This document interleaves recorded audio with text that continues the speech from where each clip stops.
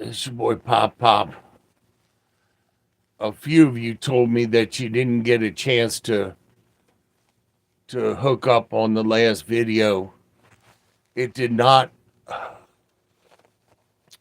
it did not display the comments. It did not display the comments on my side of the channel. So, all right.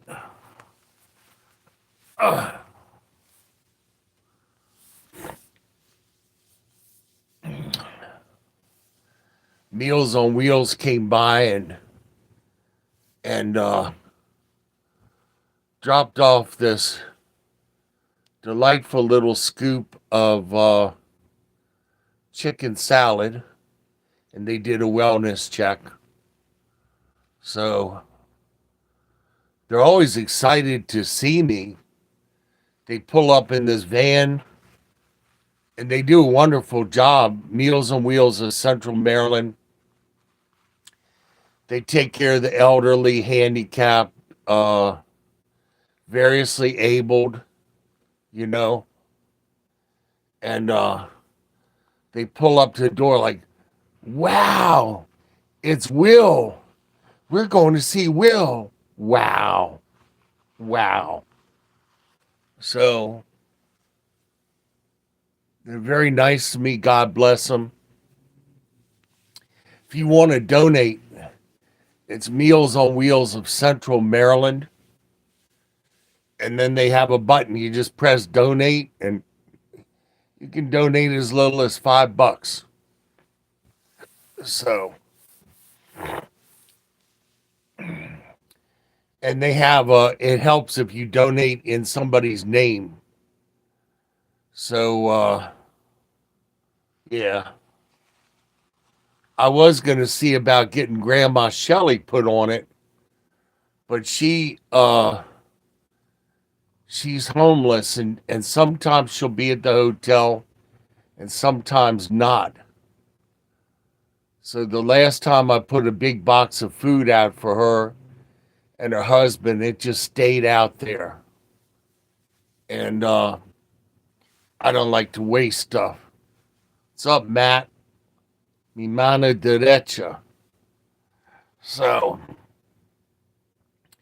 I guess when a video is on restricted, the comments don't show for some reason. But apparently when you commented, the other people in the comments section could see you. So I find that interesting. So, hola, mi familia, ¿cómo estás? All right. Hola. Todo bien en mi vida, solo porque Jesús es mi esperanza por toda mi vida. So, we're talking in the comments, you just couldn't see us. Yeah, I find that really weird.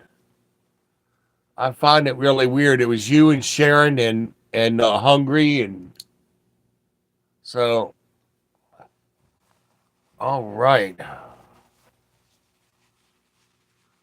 Pau Perdidos.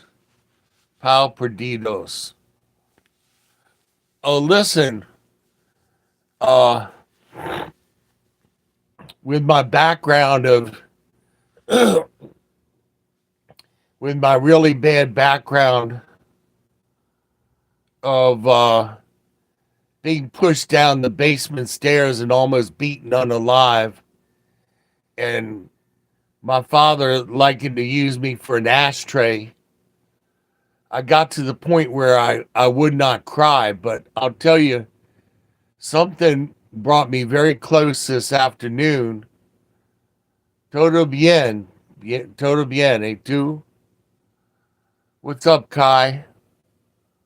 I watched Ty Green, Tygreen.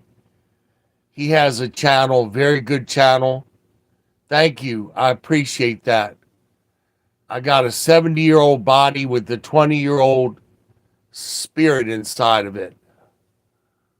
So shout out to Cumbia. Okay. What's up, Skylight? Again, I'm 70. I'm 70 with the 20-year-old spirit. So Ty Green has got a very good video on people who mock God on his channel. And it really brought me closer to tears than I've ever been in years. Yes, I'm single. I had a little boy and a girlfriend years ago, and the girlfriend let our little boy get run over by our station wagon. So that was over half a century ago. Do I have puppies? No. I have stuffed animals because they don't piddle on the floor and they don't crap on everything. So one of y'all got me. Terry and Katrina usually get me the stuffed animals and the hats. They sent me Pedro, whom I adore. No, we don't do that. I don't ask anybody to be my puppy or any of that stuff. So I love Pedro. Pedro was a beautiful gift. What's up, Laura? Because when I was 11, I went off to a listening camp, discipline camp. And when I was away, my parents went through my room and got rid of all of my black light posters. And his name is Pedro. And I'm wanting to be saying hello also, Mr. Vip. All right, Ali. Where's Ali? Oh, gosh. Ollie feels upset because I didn't mention him. My name is being the alligator. Ali. Alligator. Sometimes I call him a crocodile, but he always reminds me that he's an alligator. So, in any case, stop it, Ali. Bad. He always does that. He waits until my defenses are down. Then he tries to bite me. Ollie's a little bit of a biter. You said you weren't going to do that. I'm being very sorry, Mr. Will. I try. Try harder. We don't bite. Go back to your spot. So, Ollie is Pedro's cousin. They were made in the same factory. Ollie was made in the same factory as Pedro. Although I don't understand how a donkey and an alligator can be cousins. I love Pedro, though. Pedro has helped me through many sad times. So, he's missing a nostril, though. He only has one nostril. You have to do homework, okay? So I am very anti-homework, by the way. I've always been anti-homework. I believe school should be like a job. You go to school for 6 or 8 hours. When you leave school, it should be like leaving work. You come home to relax and unwind, enjoy your family, eat your meal. I am anti-homework. Homework only makes problems for the family. You come home and you got homework, and you have to Ask your mom and dad to help you after they worked all day, after they got to fix dinner and clean up the dishes and all that other stuff. I've never been pro homework, and I've always been very vocal against homework. Can I share a story with you all that happened today? Yeah, Matt, go ahead. It's a hangout video. It's a hangout video. Share away, man. Fire away, Gridley. So, Matt is sharing a story. I can't wait to see what it's going to be. So, Matt, just type in little bits of the story. You don't have to type in the whole great big thing because, you know, the comments section only displays 3 lines at a time. So it displays your name in 2 lines. So if you type in a great big story, you mod for another channel, and the woman you modded for was mocking Jesus. Okay. So, all right. So I guess you're doing that by faith. So you got rid of her real quick. All right.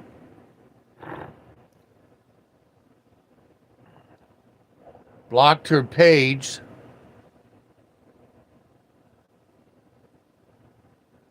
You got rid of her, blocked her page.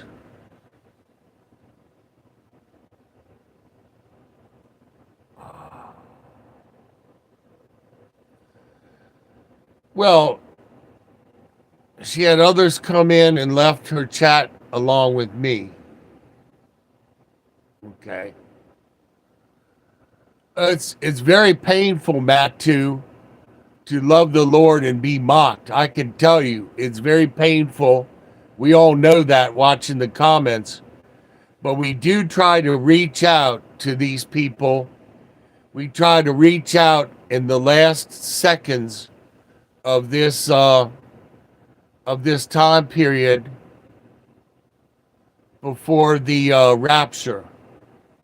So usually with people who mock God, they're lazy to a degree. Not all of them. Many of them are very brilliant people, like Nate at Canadian Prepper. He always is kind of snooty, and he'll put it right to you that he's atheist agnostic. But most of them that I know, many of them, like I said, are very smart people. They don't want to do the homework. They don't want to look into the veracity of the Bible. And believe me, the Bible is not worried about science. Every time somebody says, well, this about science and that about the Bible, usually they concur. For example, people don't understand that God does stuff in dispensations. And there are some Christians that say that the earth is 6,000 years old, okay? If she'd tear,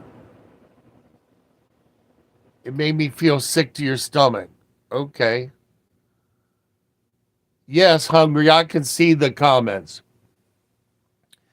All right, so there are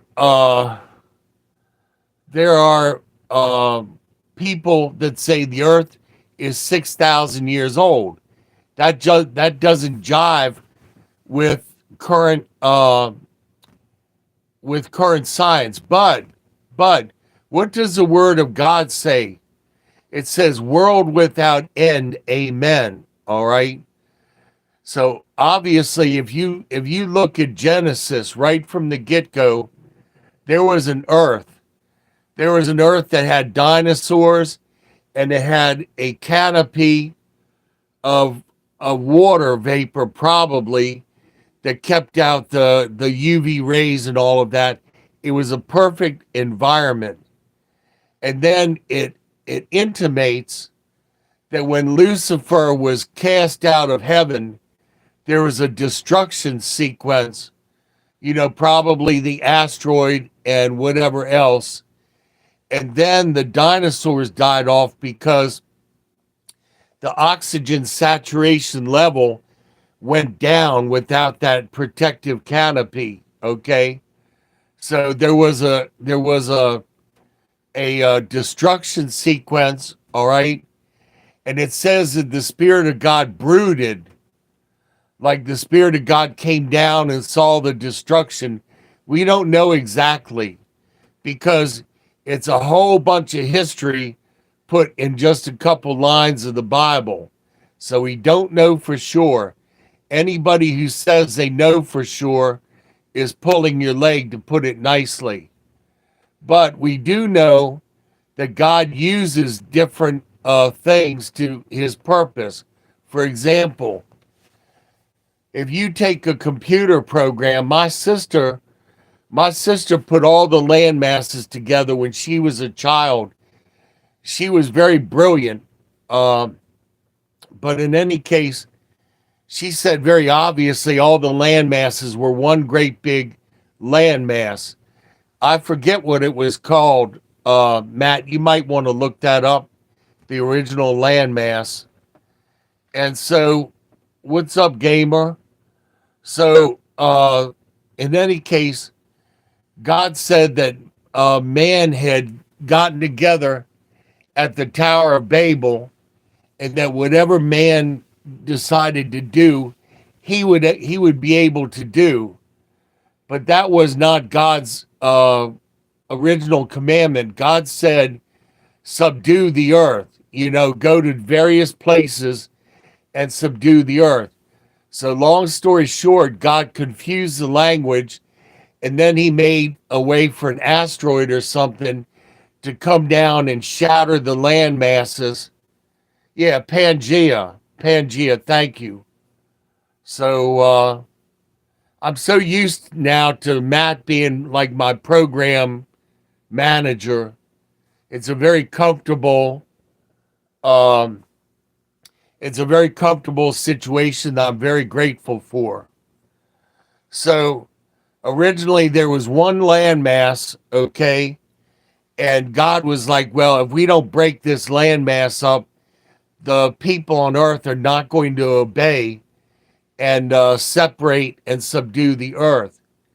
Now, these people that are trying to reduce the population, you could take the entire population of this earth and put it in Texas. That's how big the earth is. If people on earth would manage their water and food and everything, you could put far more than the 8 billion people that are on the planet now. Far more, all right? If we went back to eating off of banana leaves, which I'm fine with, give me my food on a clean banana leaf, I'm good with that. I don't have to have a plastic plate or plastic straws or anything like that. So, in any case, like I've said in previous videos, there's a large landmass under Antarctica that has pyramids on it.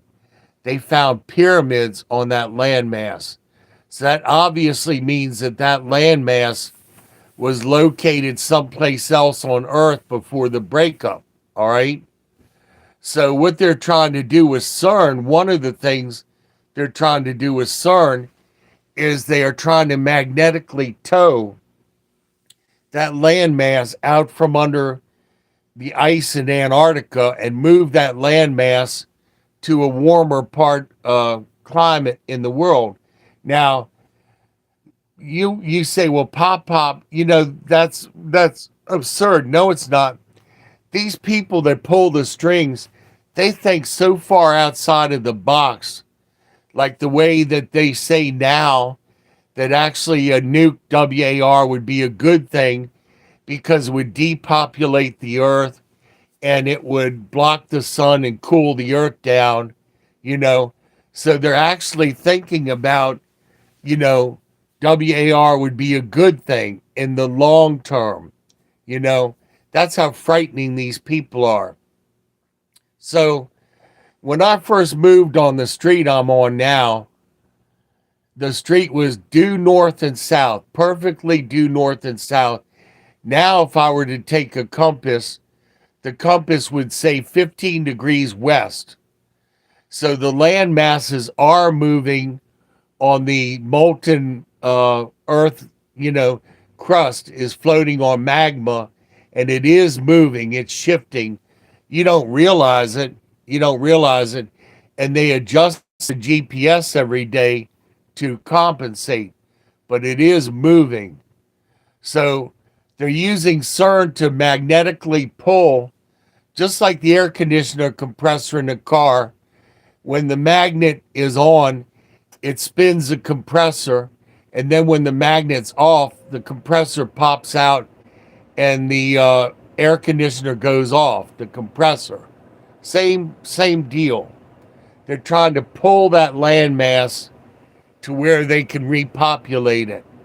So the other thing about CERN is they are pushing the Earth's ionosphere further out into space. Probably, I would say probably to planet hop or to make wrinkles in time in order to wrinkle time. And I can't in this video go into string theory and all of that other stuff. I wrote a whole manual on string theory and left it at the car dealership when the car dealership went out of business. I left my notebook with string theory behind, but in any case, they're trying to push the Earth's ionosphere out into space. Now, the danger with that is if they really mess up, they could vent Earth's water supply into the solar winds, and we could wind up like Mars with no water or not enough water. I personally feel as an irony that when we get to Mars, we're going to find out that Mars was already inhabited centuries ago, and we screwed up Mars, and then we got into our spaceships and came to Earth. You know, I started to write a book about that we screwed up Mars and came to Earth. Now we're trying to go back to Mars. I was going to call the book Back to Mars, but in any case, the third thing that they're doing that is really immoral with CERN is when they use the basic building blocks of life, okay, and they inject that into the Large Hadron Collider, and then it spins faster and faster, smashes into each other. For a brief moment, it literally creates a microverse like they had in Men in Black. It creates a microverse with everything. They've seen people and places and all of that. And then you turn the machine off and it's all destroyed. That's not morally right. That's not morally right to play God on a little scale and create this microverse for schnitz and giggles. I didn't see Interstellar, Men in Black, where the little microverse was in the cat's collar. That's the only thing that I can say. But yeah, that's morally wrong to do that. The other thing that they do is they make these chimeras, and they take animals and humans and mix them. One I saw on the internet was a human woman with dog ears lying on her side, nursing 6 dog babies. You know, 6 babies with dog ears, nursing at 6 nipples on her belly lying on her side. And then when they get done playing around with these things, they put them in a jar of alcohol. And that's morally wrong. That's wrong. But it's what the devil's been trying to do for centuries now, which is corrupt the human genome. But since Christ went to the cross, Christ beat the devil to it. So there's no messing up the godly bloodline. Okay, it's too late for that. But as these men play God and all, and see, they're moving things, laws and stuff, in a way that is very purposeful. For example, in Georgia, I think it's the state of Georgia, DEATH by guillotine is legal. Let me see.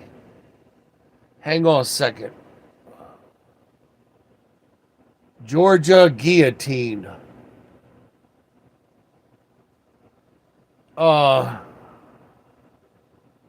Yes, this was a while ago.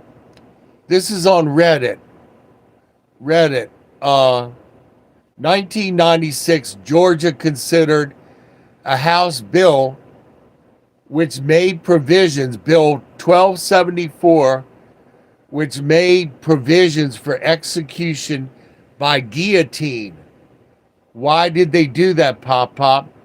The same reason that they do it in China is ultimately they want to harvest organs.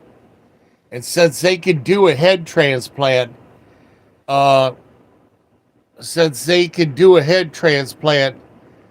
you get all of these old fart politicians who want to get their head transplanted onto a new body. So, could you imagine Chuck Schumer, somebody like Chuck Schumer, on a 28-year-old body, and then we'd have to listen to another 50 years of Chuck Schumer? That would be ghastly. Successful head transplant.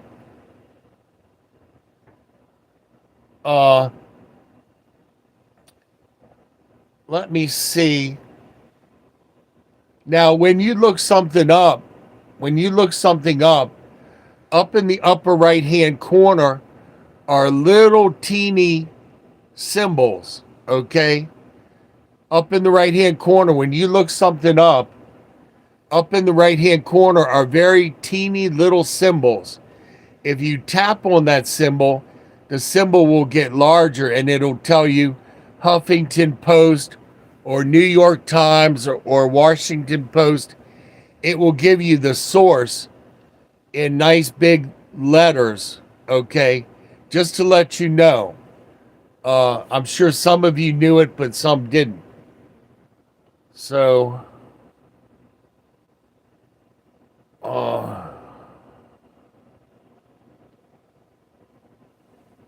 yeah, I figure that that they had the first nuclear reactor underneath the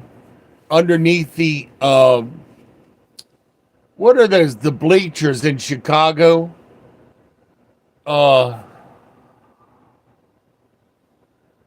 Nuclear Chicago bleachers.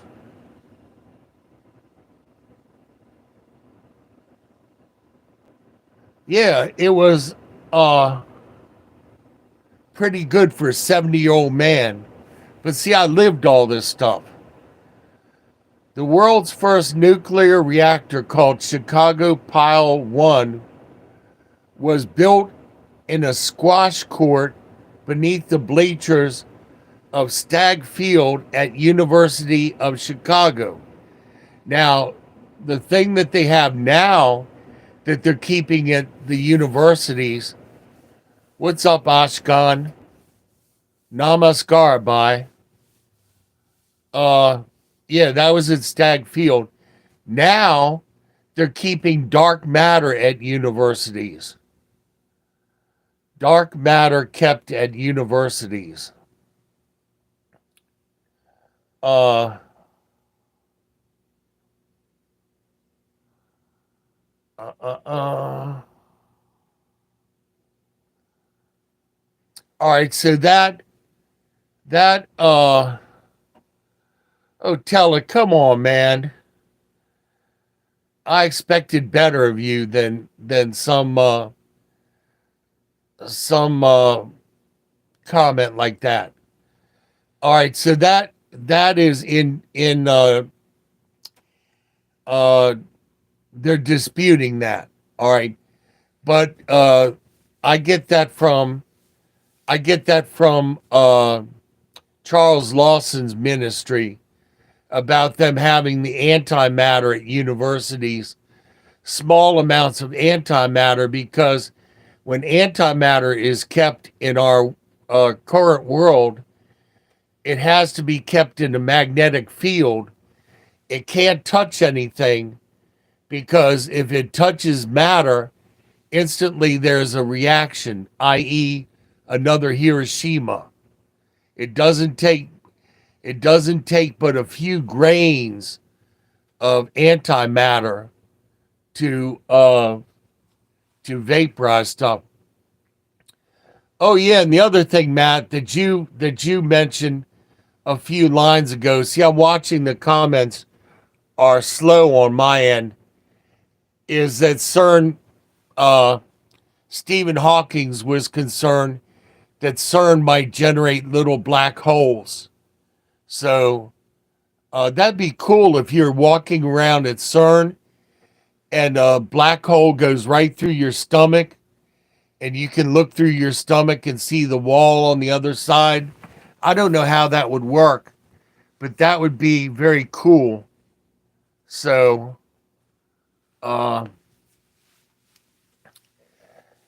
yeah, this is adult channel 18 and above, but it's a hangout video. It's not anything that, it's a hangout video. So if you're 17 or so, you know, I'm cool with that today. We just hanging out, not talking about anything like the previous video, which I hope helped a lot of people. The previous video was highly restricted because it was talking about very adult matters. So that's all I can say on this video without fear of getting a strike. So, all right. So,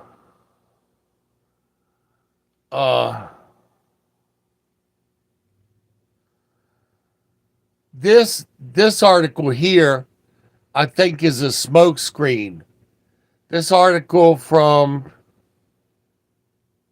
AI Overview. AI Overview. I think it's a smokescreen because it's one article that disagrees with 5 others.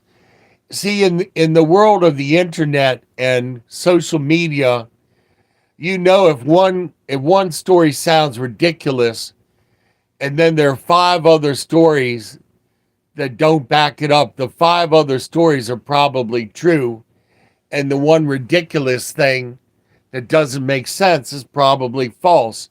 I mean, that's just obvious. But Charles Lawson, the pastor, did one of the best studies on dark matter. He's with the Baptist Church in Tennessee, and very brilliant man. Very brilliant man, and I could only hope to be half the man that Charles Lawson is, a true man of God. I wanted to tell you something really exciting. I don't know how to put it any other way. It almost makes me cry to say it, but it's like every day I'm more and more in love with God. I know that sounds corny. But It's like every day I'm more and more in love with God. And if the TV goes off on something like a commercial for the purge or something, I have the clicker right next to me to wipe that thing out and put it back on praise music. And man, I'm like, Lord, you're welcome in my house. I don't know how the rest of you all are. If you're not excited, if you're not excited about the soon return rapture and everything. So, what's up, Art?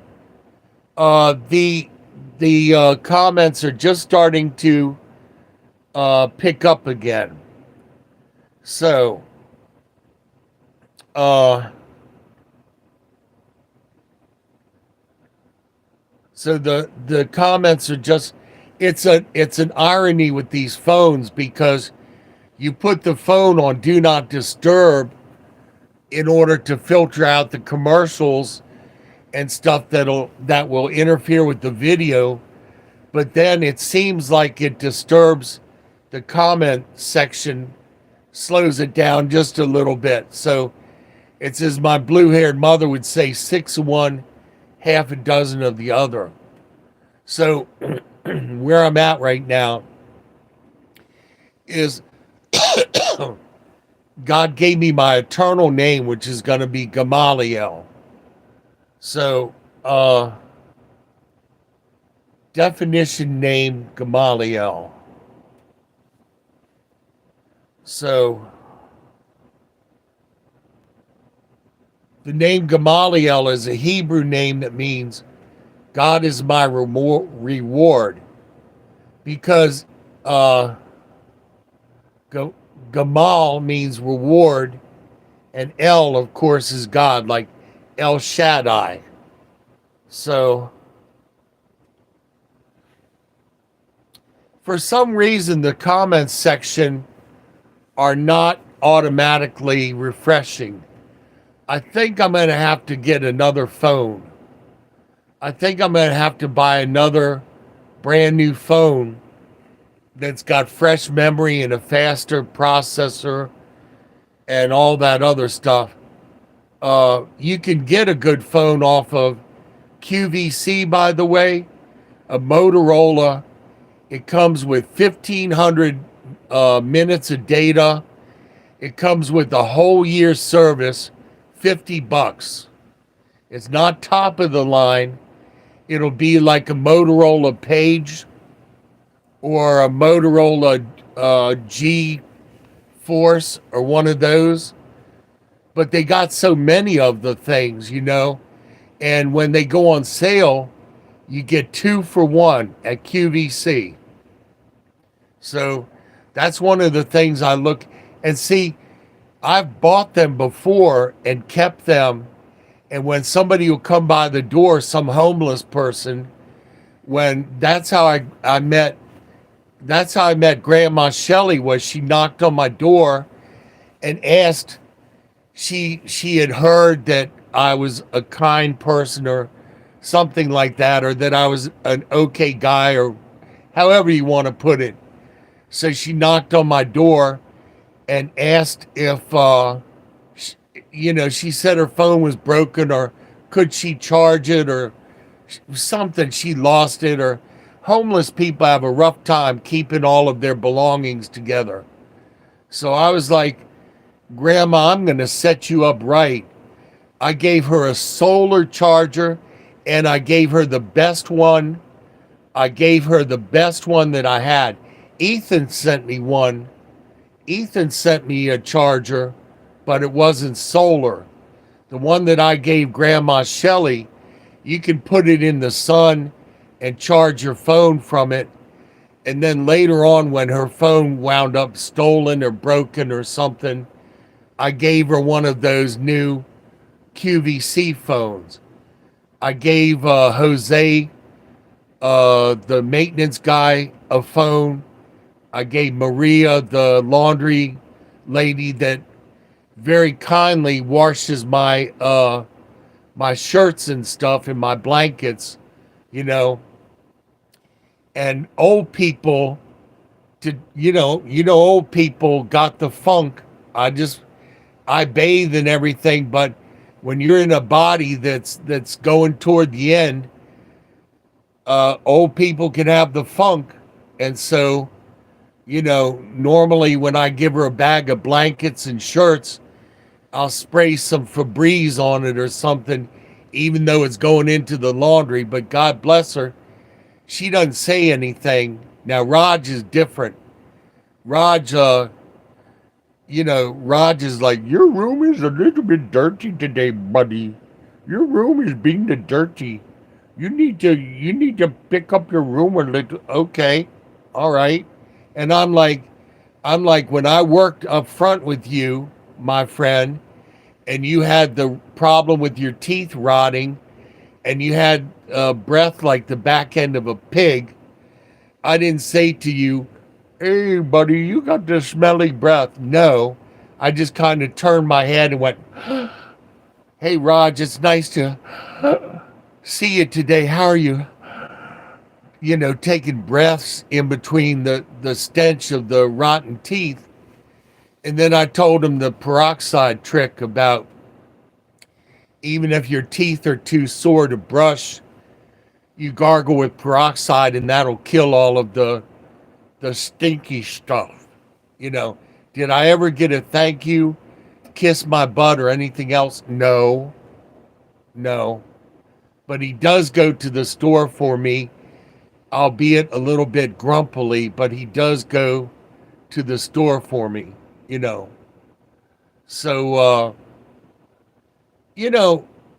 between being bedridden, between being 70 years old, between the constant fatigue syndrome, you know, the way that I get by now and wanting to stay out of a nursing home, because people don't last long in a nursing home. I worked in nursing, and people at nursing homes work very hard. The problem is that commercial is a lie where the old man presses a button and the nurse takes him off to the bathroom. No, when you have 15 people to look after, you cannot spend 40 minutes wheeling somebody to the bathroom and cleaning them up and all that. Doesn't happen. In a nursing home, they put everybody in diapers. They let them wet themselves. And then at 6 o'clock in the morning, you take off the diaper. You take all the wet bed clothes, you fold it up, throw it in a hamper. You wipe the person's butt like a baby. And this one guy, they're underpaid, overworked, and understaffed. So you notice I don't say anything bad about somebody who works in a nursing home. One of the hardest jobs you can get. Plus the fact in my state, even if somebody has dementia, they can get to a phone and call 911 and have the cops come and talk to you if they feel that you're not taking care of them fast enough or well enough or polite enough or any of that other stuff. When I worked up in Gaithersburg at the nursing home, there was this one lady every week that called the cops on the nursing staff, and the cops are bound to come in. They have to write a report. They have to take the complaint. And the lady was just regular. She'd come up to the desk, dial 911, call the cops. She didn't get her apple juice, or the toilet paper was put on the roll upside down, and the cop has to come, make a report.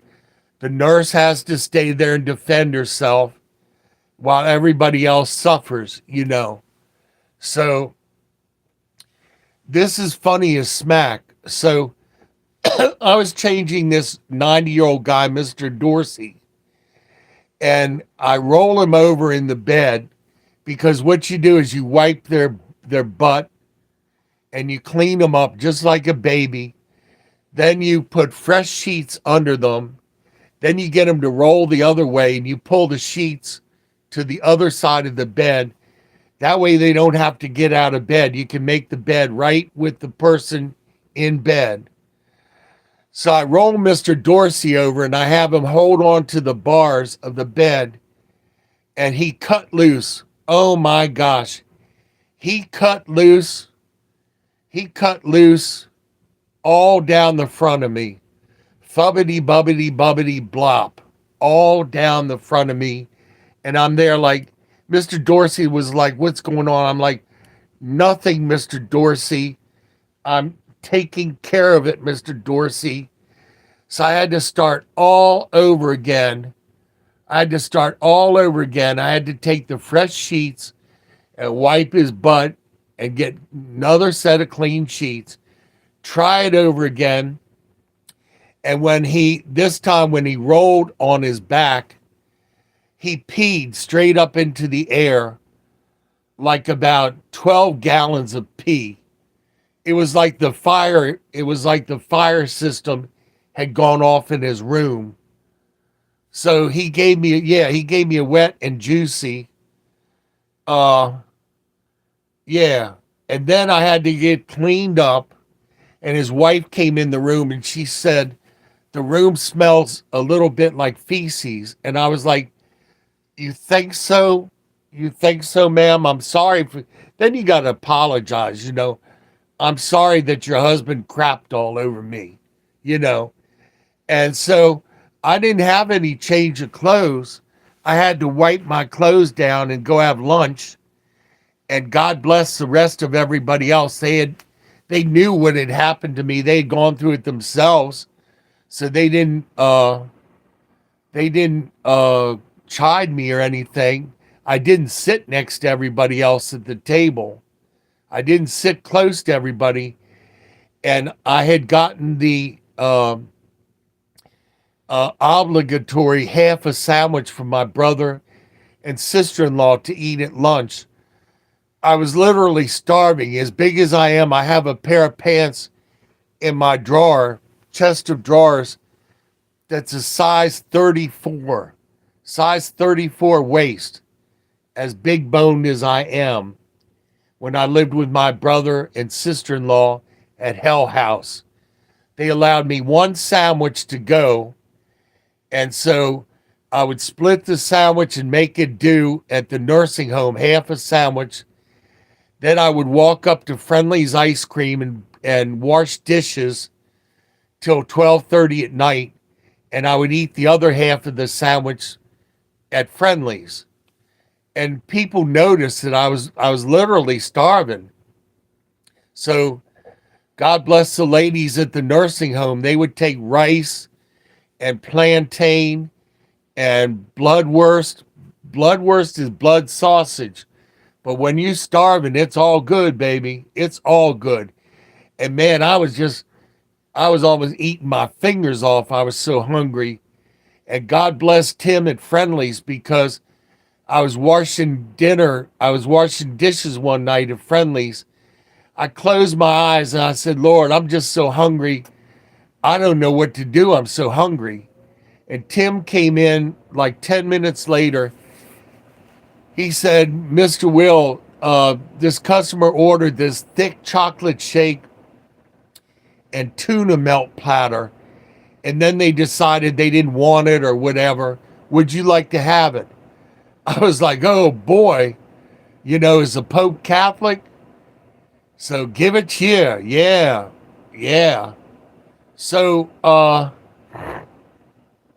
in any case, Tim was real nice to me. And I'll tell you a word of wisdom that God gave me in my spirit when I worked at Friendly's. Tim locked himself out of the office, which is a horrendous problem when you can't shut the restaurant down or shut the shift down, okay? So he told me that he had locked himself out of the office before. This was like 12 o'clock at night, and he couldn't close the restaurant. No keys, and everything's in the office. So I thought to myself, no problem. I'll just get a bobby pin and a screwdriver, And what you do is you flick the bobby pin against the tumblers inside the lock. And when they all get pressed up, you take the screwdriver and you turn the lock, it opens right up. Holy Spirit of God was like, Will, don't you offer to do that, because if you open the door for the guy and then something happens later on, you will be the one that gets blamed. So even though I could have opened the door for the guy, and I wanted to because he was so nice to me, the Spirit said, Will, you do that, you probably wind up in jail some point down the road. That was twice that God warned me. I was walking along 12:30 at night on my way back to Hell House, and these two guys picked me up in an Olds Cutlass, two brothers. They were drinking. They were drinking heavily. And when I got in the car, the Spirit of God told me, these guys are going to take you behind the school and do a purge on you and beat you and all that, just for schnitz and giggles. They didn't pick you up to be nice. They're looking for a mark. Okay. So I turned to the one guy and I told him what the Lord told me. I said, now you're going to get saved and born again.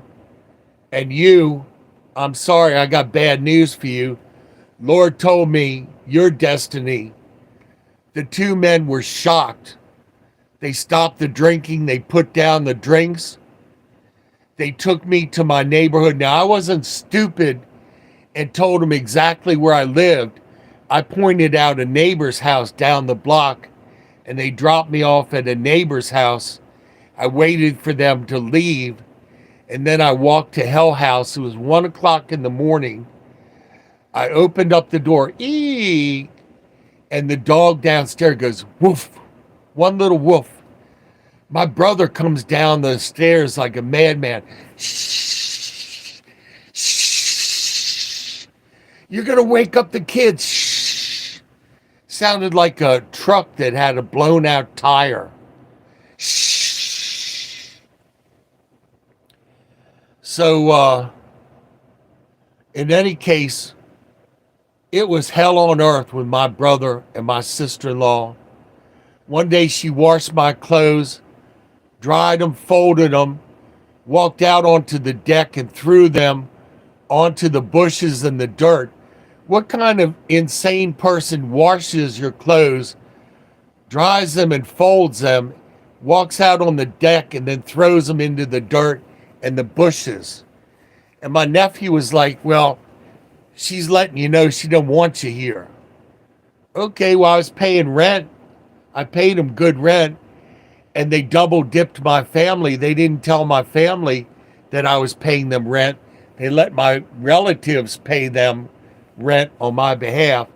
I didn't find that out until after I left. What a bum. So I'm downstairs in the basement, quietly praying. My brother comes and he smacks my hands apart. Don't do that in my house. And so out of the blue, my old boss called me. He said, I'm starting a new company. If you come back to work for me, I'll give you a new car and a place to stay. I was like, I'm outie. What's up, Aiden? That was one of the biggest miracles God ever delivered me out of, was delivering me from Hell House. So I pray for my brother every day. But when they took my car after I had the accident, my brother came up behind me as I was taking the tags off.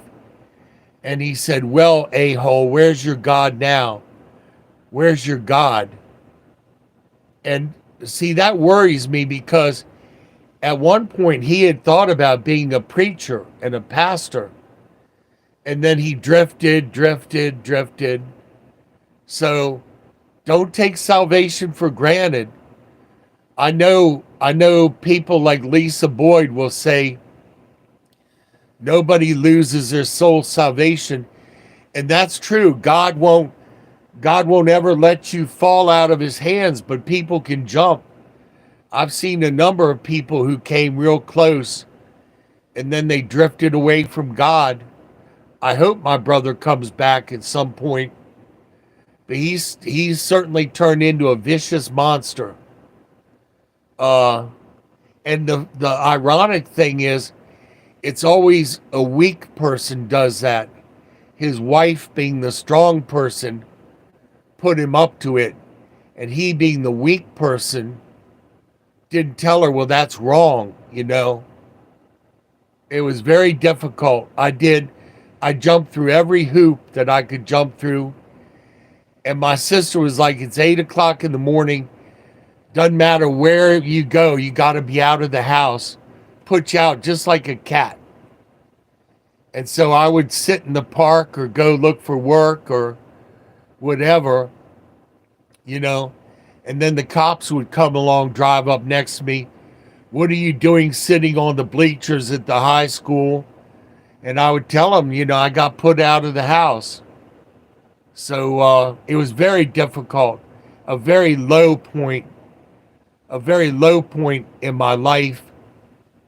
That's why I don't hook up with I don't say family, I say relatives.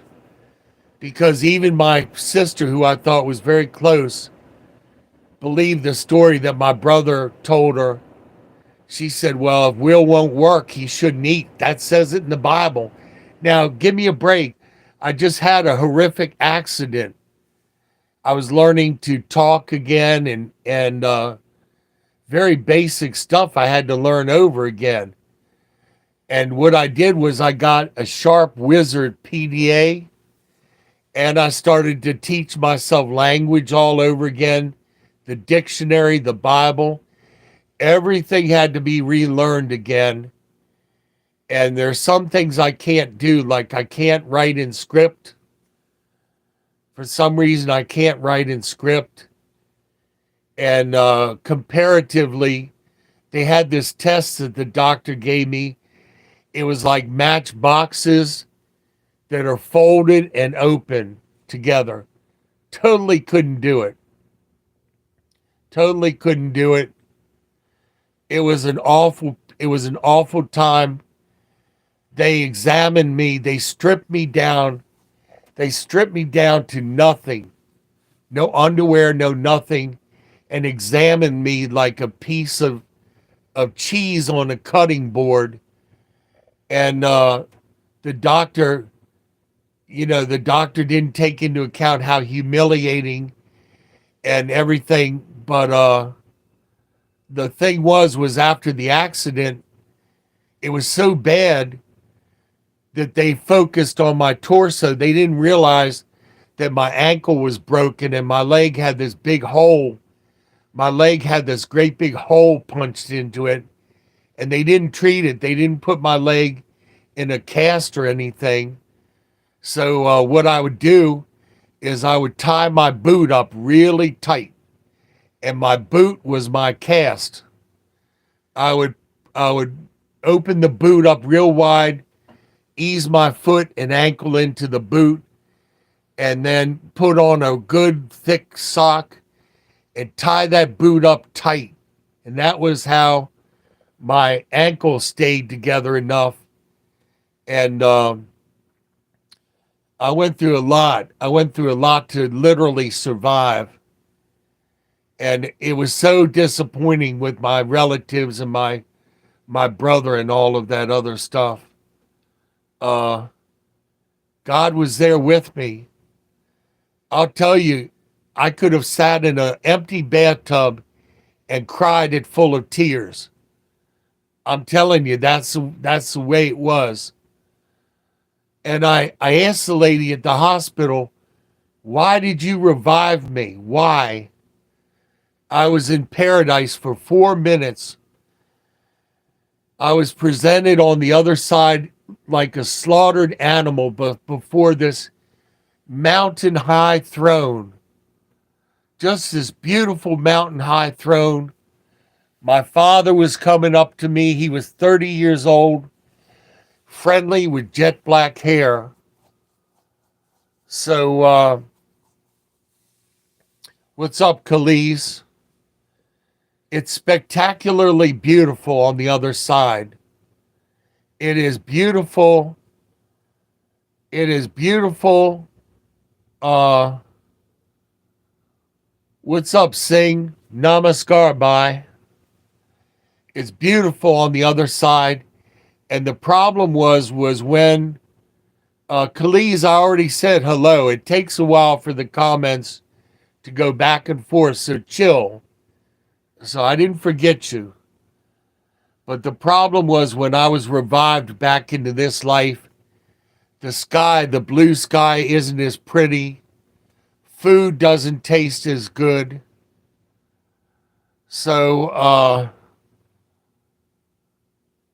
everybody says, how am I? I'm fine, thank you. Styro Joe Nader, I have no idea how you pronounce that handle. So you say hey, I say hey back. So Kana Gypriptia says hello. Khalees says hello. So Khalees, you came in on the end of it. This is just a hangout video. In any case, fam, I gotta go. When I make a long video, my oxygen content gets lower and lower, and it makes me a little bit dizzy. So I have to check my heart to see how it's doing and my oxygen content and all of that other stuff. What's up, Nina? Nina, how are you? So I love you all. I love just being able to make a nice, relaxing video like this and hang out. Thank you to my moderators. Thank you, Matt, so much. And I look forward to seeing you all again soon. Poppity pops out.